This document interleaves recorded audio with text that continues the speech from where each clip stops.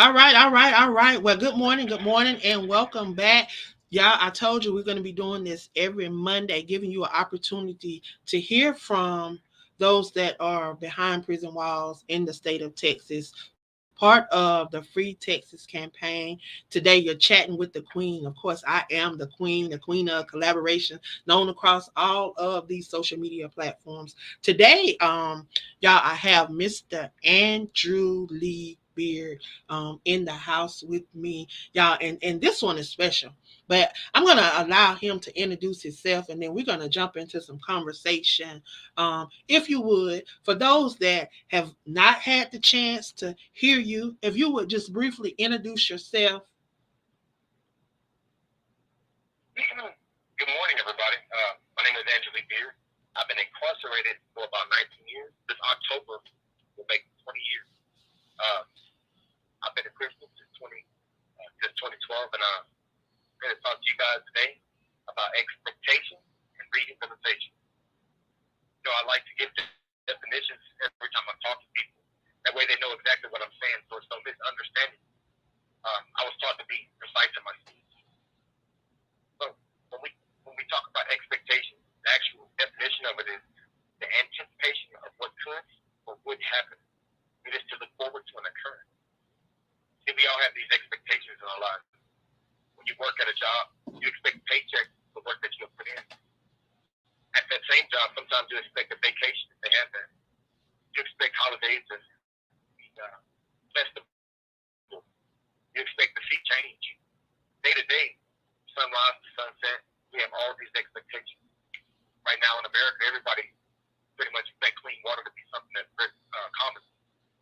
If you're hungry, you expect something to eat, or expect a place where you can get something to eat, or at least make something to eat. We expect the necessities out of life. In the fall time, like right now, children, they're going to school and they have all these expectations of what school could be, all the potentiality and promises of what they can accomplish in school or what they can become. We have this new boss. You expect them to be fair. You expect them to be able to control their company or business or sector however they can. You expect those new jobs that you get to pay. The things, you like things, the humans do like things to move as they're supposed to be. We expect them. Sometimes, if things don't go how we want them to, we get upset. We get disoriented. Our lives are full of so many expectations.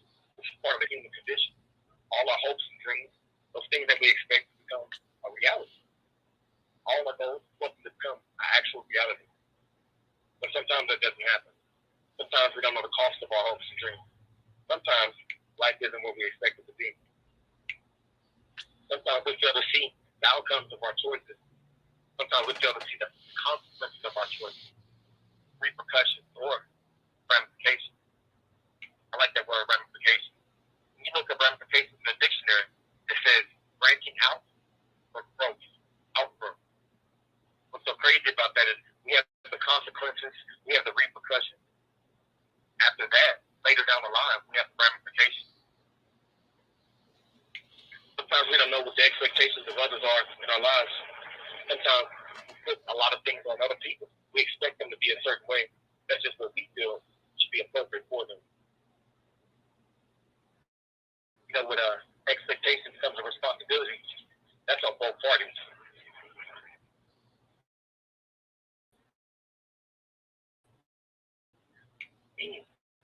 Parents have a lot of responsibilities when you look at them. Love, nurture, and protect their child. This is what's expected of them. A father's supposed to be able to provide for his family as well as take care of them, nurture. This is what's expected in our society.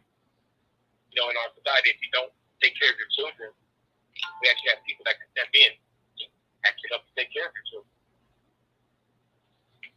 Parents have a lot of expectations for their children.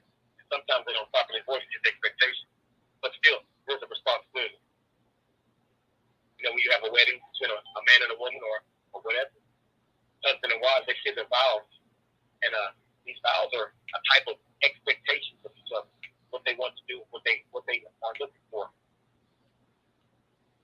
This is communication. It's a responsibility. You have to communicate what you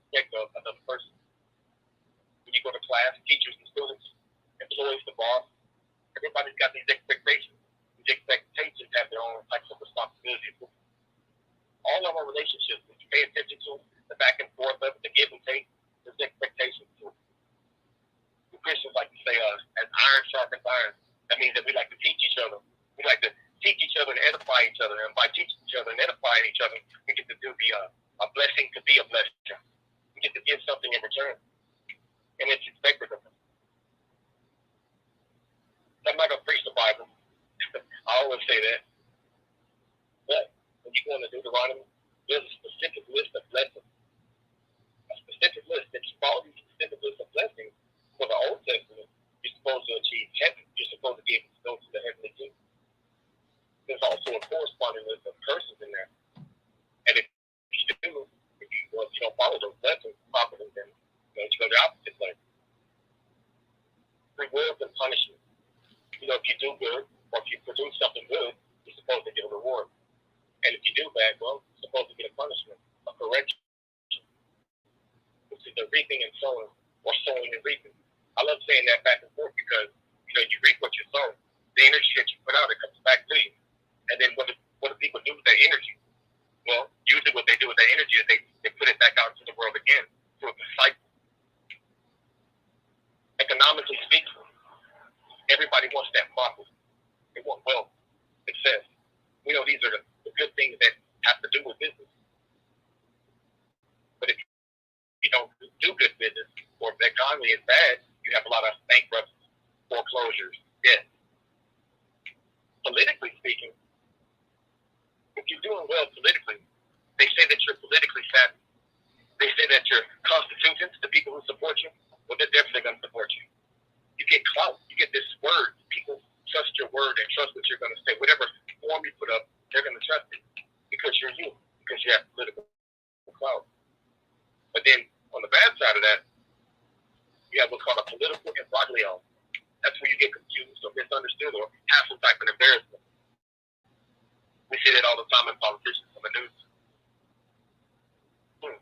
Moving on, when we talk about morals, well, if you're morally sound, they say sound as in you're reasonable, something's correct about you. When you have correct morals, you're seen as you're just, you're fair, you're polite, you're correct. But if you're not, they say that you're immoral, degenerate, you're untrustworthy. I can keep going on and on with these contrasting theories or whatever.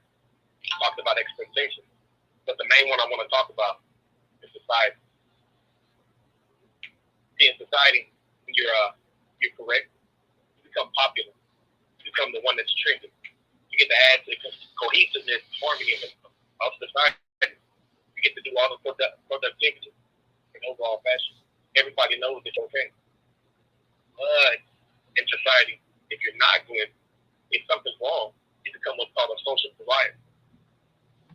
Get to be someone that's shunned, ostracized, an outcast, or a criminal. See, expectations are everywhere. I gave you a lot of contrasting theories just to show you what's expected of a person and the outcome of that expectation. In our society right now, if you break the law, you're supposed to be punished by the proper authorities. That usually leads to jail, some type of court, some type of class, or, well, prison. If you follow the law to the T, you don't have to worry about this. Most people don't worry about the cops coming behind them or anything like that because they're doing what's correct. Me, I've got a 43-year sentence for the crime of murder. I'm not bragging or boasting about it, not at all. Honestly, so I've committed some wrongs. I know I've hurt some people, and I can personally put forth positive actions now in my life. I know ever since I've given my life to Christ that I'm trying to do something right, trying to do something better. I personally had to re-educate myself on how I view things, or how I view life. Right here, rehabilitation, which is the second part of what I was talking about. Again, I got to give you the definition because people they have an understanding of what rehabilitation is, not a deep understanding. You have rehabilitation, that means reinstate to a former capacity. It means to restore to a good standing, to restore a good repute, to reestablish a good name, to reestablish former stance. This means to return to good health. For me, myself, personally, there was no returning to a good stance. I never was in a good stance. There was no capacity to restore because, well, what I had wasn't good at all. So I had to dig deep. I had to really re-educate myself. Expectation. In Texas, this is where I reside at prison. Tdcj, also known as the Texas Department of Criminal Justice. And the thing that they do is provide the misdefendants to reinstate,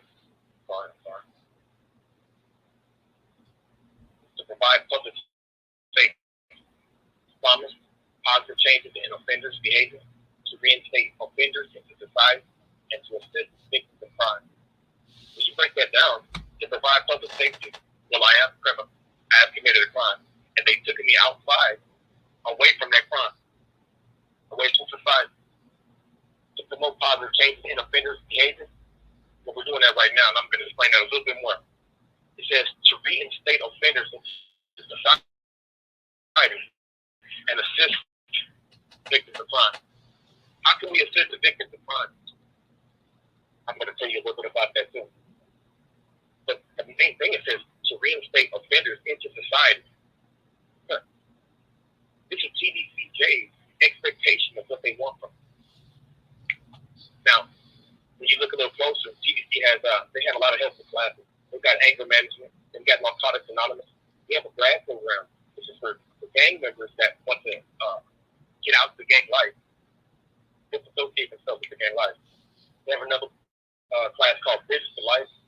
They have another one called Piano Workshop. Another one called The Journeyman. TDC has a lot of classes, man. They got some that can help you find out your religious identity or spiritual identity. And to be honest, that works for some of us. People that have their own lives and want to do better and be better. But for others, it just doesn't work. It just doesn't cut it. There's something lacking. But that class that they offer in here, well, they're actually about volunteers or ex-offenders or offenders right now. I got a few counterparts. They're on these talk shows. They're on this platform with me. One's name is Ayala. The other one's Armando Ferrer. And you might have heard some of them. You might have heard them on this podcast. But we're very much invested in trying to make campus culture of prison positive. We're trying to bring out a positive change in prison. Need a lot of help, guys. With TDCJ, they got this education, right? They've got college courses. They've got vocation. They got the GED program. But to be honest, the waiting list is so long. Personally, if I still waited on the waiting list, I never would have attended my own colleges. But I had to outsource myself. I had to find a different way just to try to educate my own self. Not only that, the curriculum they have is obsolete. Some of the computer technology courses, well, I mean, in 2000 it worked, but now computer technology changes every 6 months. A lot of the programs that they do have, a lot of the vocations that they have, we can't really use it because of our criminal history once we do get out. Another thing that's a little bit of a hindrance is access to actual information, research information. The expectation of TDCJ is to rehabilitate its offenders, but it's so hard to do it. It's like it's meager offerings. You ever pay attention to recidivism ratio? Recidivism is when a person gets out of jail and comes right back. It's such a high percentage of it. I don't know the exact percentage, but it's such a high percentage. I see people come back and forth. I mean, for 20 years, almost 20 years I've been here, and I see people come right back. They just haven't learned something. It seems like there's something missing. And then when they do come back and leave again, and then come back again, they usually do it until they get a life sentence. Something missing. You know, the sex offenders actually don't have any classes for themselves. There's no class to help them cope with what they've done or change their mind state. There's no actual rehab for them. It's just take a person away from that. But these people that are injured, they still dwell on that with thoughts. There's nothing else that can actually assist us in trying to better ourselves or get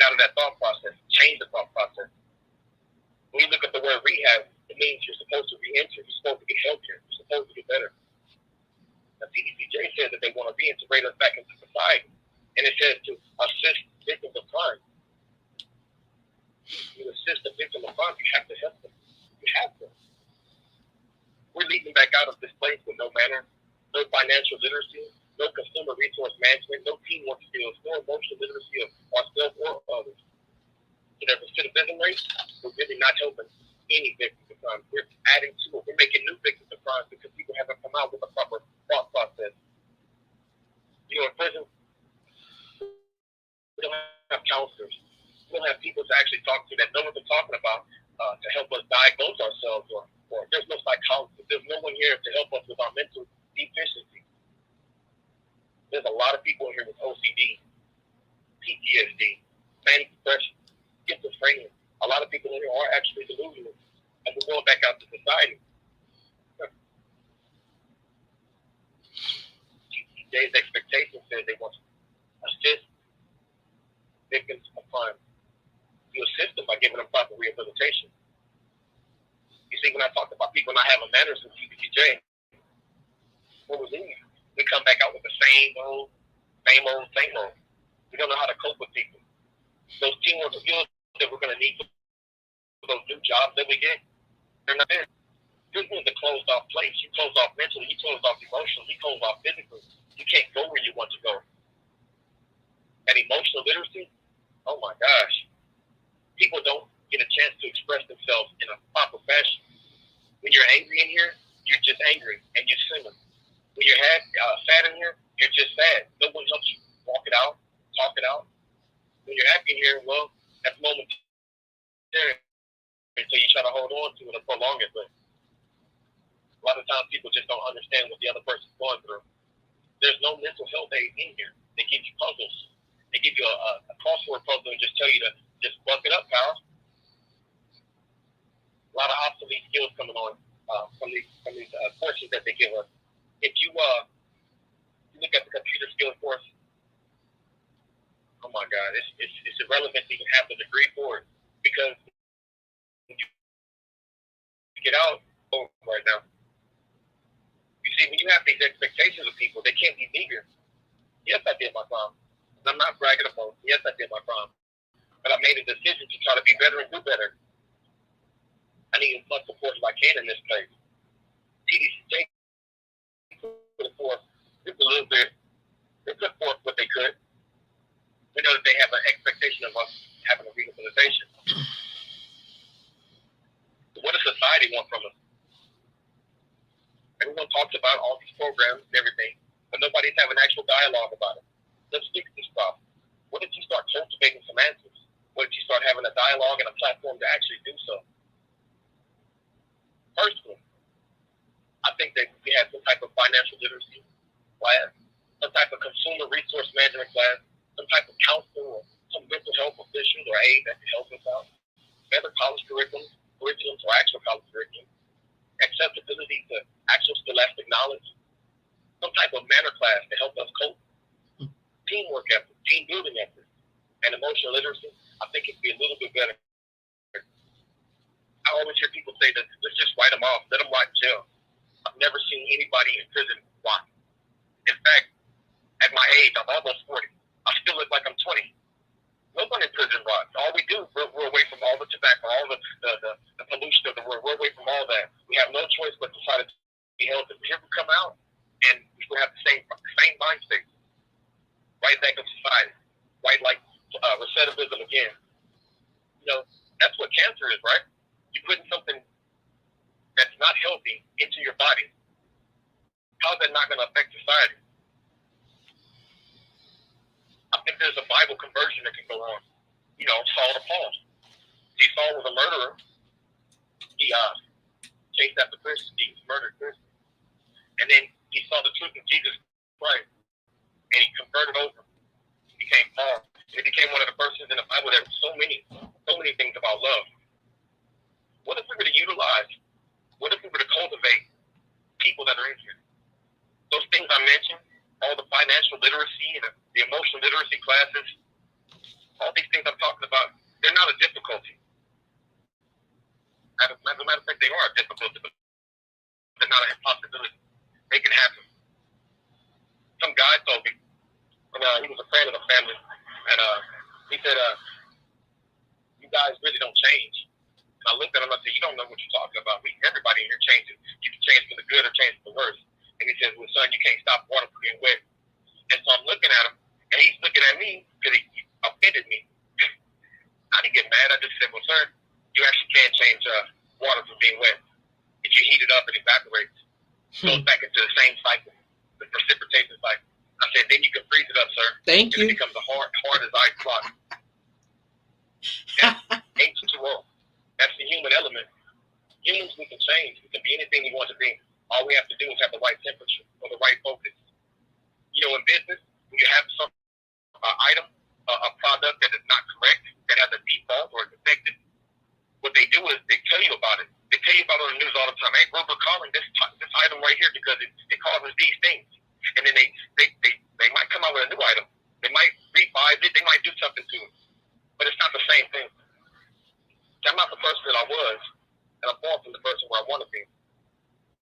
I've had to do rehabilitation by myself with my friends in here. We've had to come together to try to formulate something that can stop people, prevent people from going down the paths that we went down.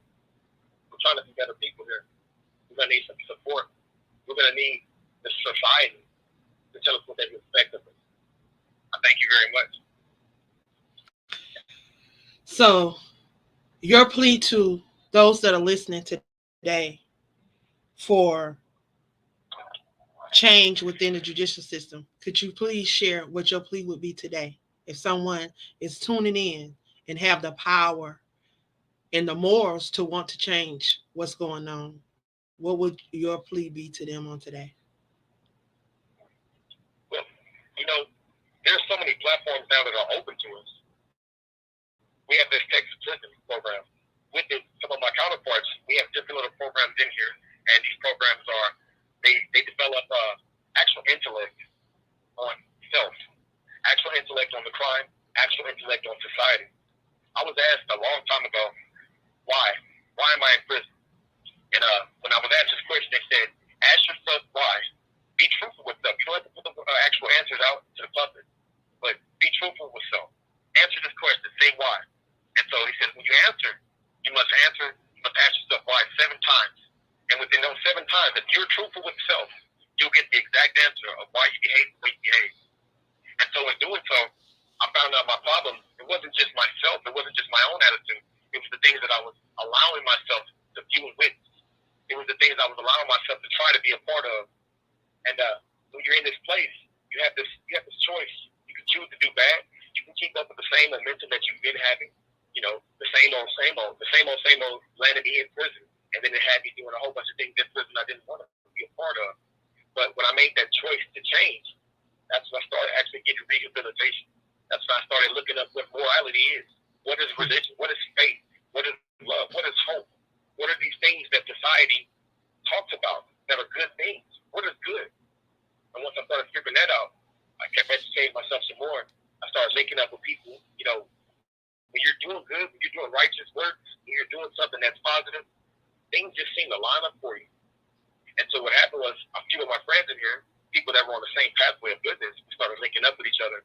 And when we linked up with each other, we started seeing the flaws in programs that Tdcj offers. One of them is, you know, here's this class for you. This is AA, and hey, nobody drinks. We're not near alcohol, so it's easy for us to not drink. But what's the mentality going on? Are you just giving us cookie cutter answers? And so what we started trying to do is try to put our programs with integrity and accountability. Integrity and accountability is so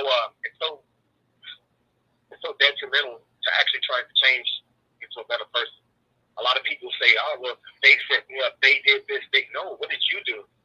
I take accountability for my crimes. This is why I try to put forth positive energy. This is why I try to put forth good works now. They say faith without works is dead, right?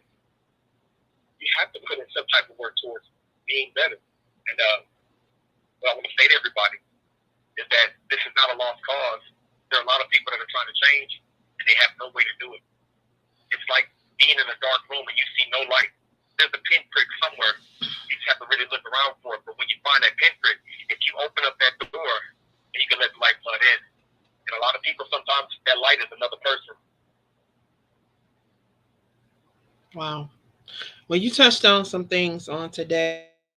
But what I want to say to the state of Texas, It sounds like to me that individuals can be rehabilitated, because this does not sound like someone that is not remorseful, because he's remorseful for what he's done. He's accepted responsibility, and he wants a second chance. So for the state of Texas to truly believe in rehabilitation and have these things in place so that these individuals can re-enter society, it's sad and it breaks my heart. So if you all are listening, we need to let the government know that rehabilitation can happen, and that there are people that deserve a second chance behind the walls in the TDCJ. So that is my plea for today. Before we leave, Mr. Andrew, I want to congratulate you because you are a part of 4 of your poems were included in the Cries from Within Our Soul poetry book, which I released on about 3 or 4 days ago. We are currently ranked number 1 in 2 categories: poetry and anthology, inspiration and spiritual. Um, and we are ranked number 13 in personal transformation. Just as he's been talking about transformation, these poems that we have, they are talking about those things.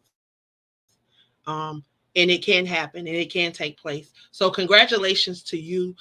Thank you for allowing me to share your work with the world. And I just want to encourage you to stay on this journey that you're on. You are amazing, and I thank you for the opportunity to share you. So that's my spiel for today. Anything you want to say in that last minute? Um, I think I've said everything, ma'am. I just want to thank you guys for listening to us and giving us the opportunity to speak positively and speak about truth. There's a change going on, and man, God is good. Amen. Amen. Well, thank you for once again stopping by. And I look forward to these Mondays to share with you guys. So you have a great week and keep being an inspiration for those that are behind the walls.